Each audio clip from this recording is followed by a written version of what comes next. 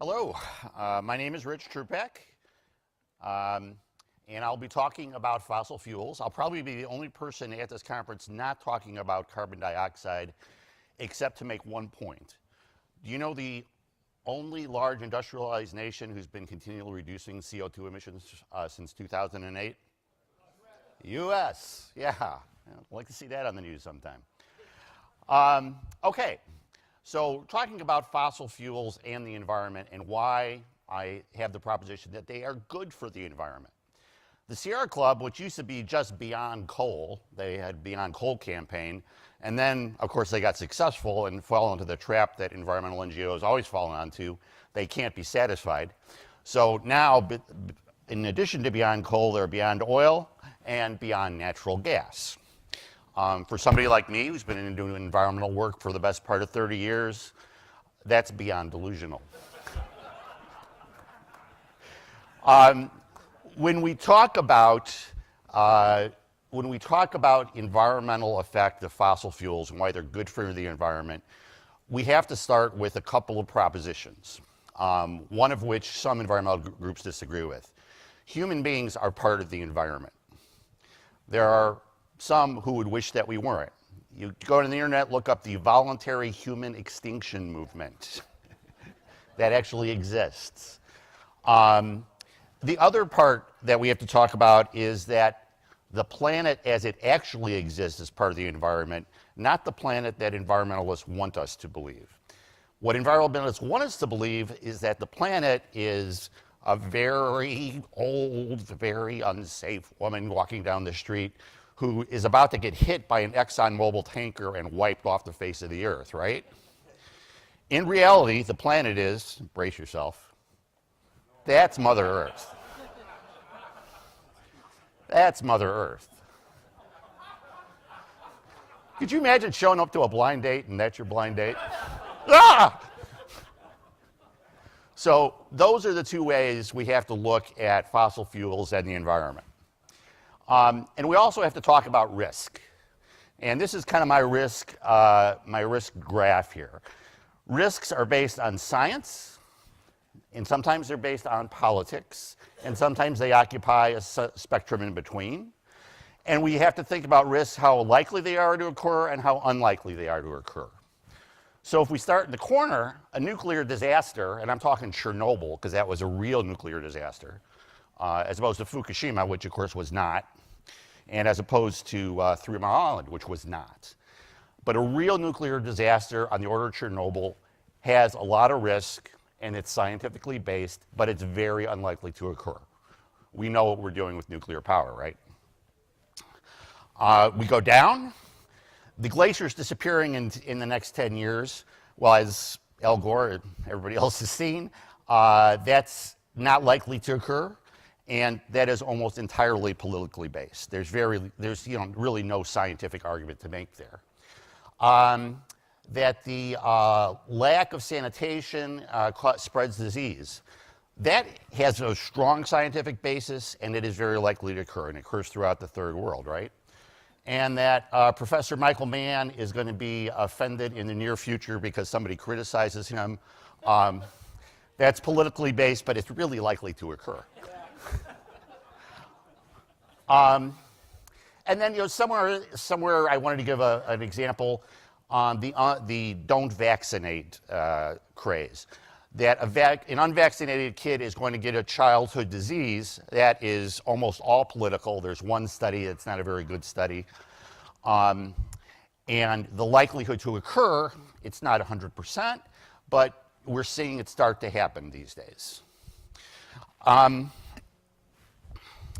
So let's take a look first at human exposure to fuel. When I was asked to participate in this panel, and he said, Joe Bass said, Rich, could you talk about fossil fuels and how they affect the environment? I assumed, well, we're talking about the byproducts of combustion, right? And Joe said, no. He said, I know people who are afraid to put on Vaseline because it came from fossil fuel. Now, if you're a chemist, Vaseline is about the most innocuous substance on Earth. It is a bunch of long-chain aliphatic compounds that you could literally eat. It wouldn't taste very good, but you could.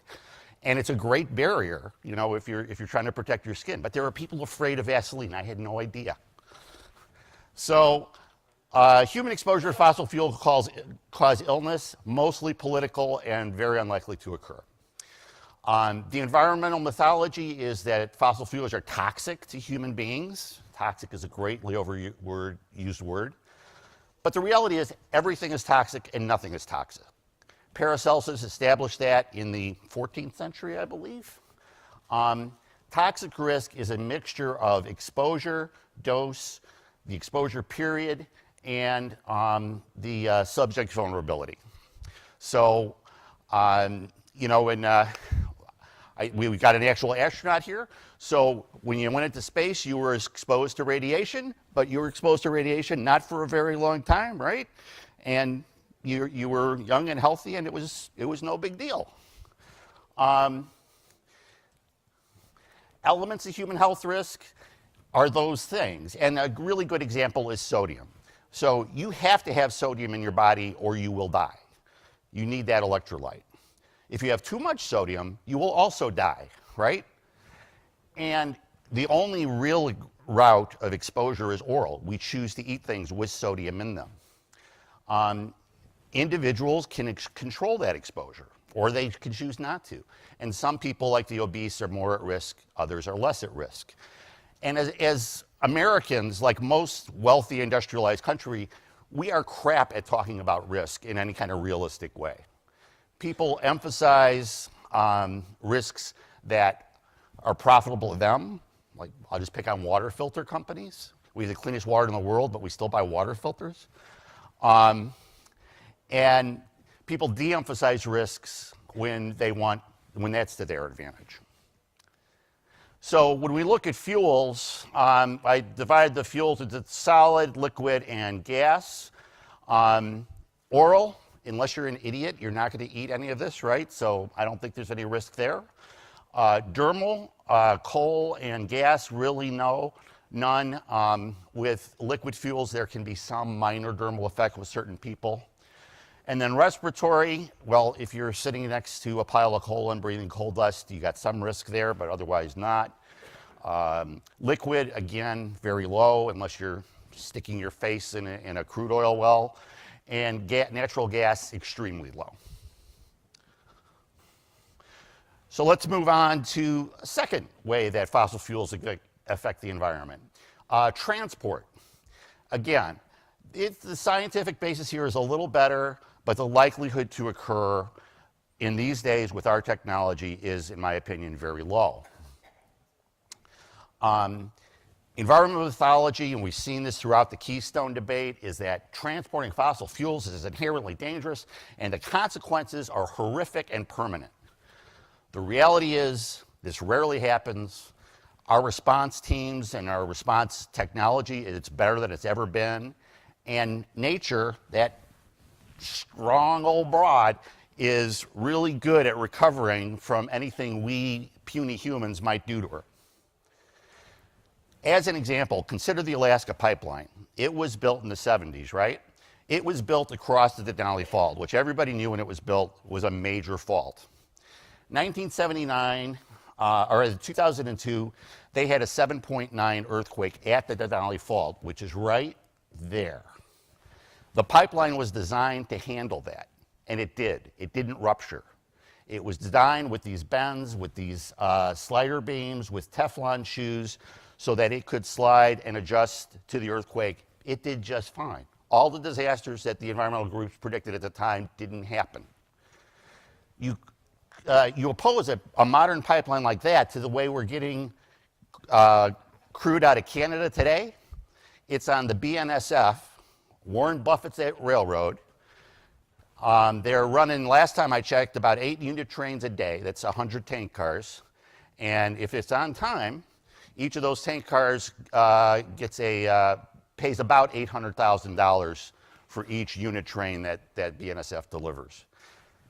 I'm not saying this is completely unsafe, but the chances of a derailment and a spill transporting by rail, plus the environmental cost of providing the fuel, it's a no-brainer. pipeline is infinitely safer, and that oil is going to get to market no matter what. Also, the spill. Remember when we had the Gulf oil spill and we couldn't find where all the crude went? Well, that was because the biological activity in the Gulf loves to eat crude.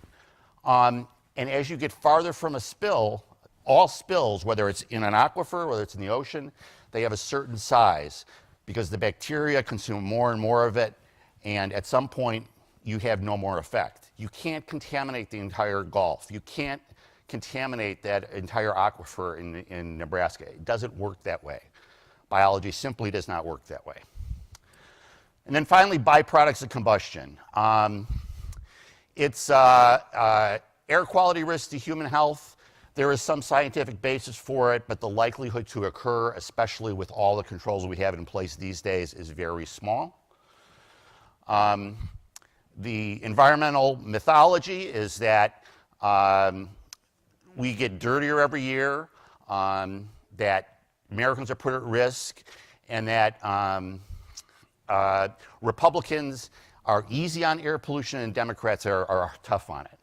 The truth is, pollutants, conventional air pollutants have been declining continuously for 40 plus years now. The data shows that current levels are unlikely to harm any Americans, and both parties' administrations continually drop air pollution. What really counts about air pollution and risk to an individual person is the concentration of the compound you are actually exposed to. And what that means is, see a little stick figure man under this stack? Now that stack may be emitting thousands of tons of nitrogen oxides and particulate matter, but our stick figure man is not going to be exposed to any of it because he's right there and because the stack is so high and everything's going to disperse over a wide area. Compare that to this common exposure. Stick figure man's barbecuing. He's breathing all kind of crap. Now, he only breathes it for a short time. I'm not trying to scare anybody out of barbecuing, but I am saying it's probably not a good idea to barbecue 365 days a year, 24 hours a day. Limit your exposure intelligently. So when we talk about why fossil fuels are good for the environment, consider our centralized distributed power system that has plants like that, where we clean up all the byproducts of combustion, we emit very little, and we emit them in a way so that your exposure is very limited. To about 2 billion people in the third world burn solid fuels in their huts or their hovels. And they are exposed every day to that smoke personally. Now, you can look at this and say, well, you're emitting thousands of tons. You are, but you're emitting it in a way that millions of people are getting power and not being exposed.